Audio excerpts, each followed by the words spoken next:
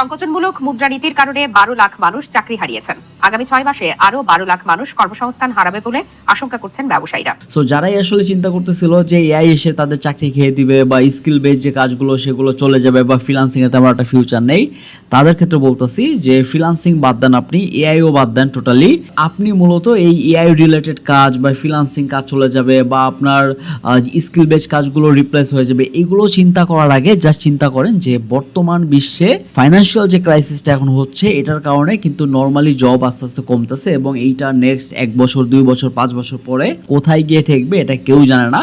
So যতটা দ্রুত সম্ভব আপনার স্কিলটা গ্রো করা উচিত যেন আপনি মাল্টিপল সেকশনে কাজ করতে পারেন বা আপনি একটার অধিক আপনি বিজনেস করতে পারেন বা আপনি যাই করেন না কেন, বাট মাল্টিপল ইনকাম সোর্স আপনার থাকতে হবে। যদি এটা না থাকে তাহলে আপনি নেক্সট 5 বছর কেন নেক্সট 2 বছর টিকতে পারবেন কিনা এইটা নিয়ে সন্দেহ হবে। আর এইটার কারণ এআই হবে না বা ইনফ্লেশন হবে না, এইটার কারণ হবেন আপনি নিজে।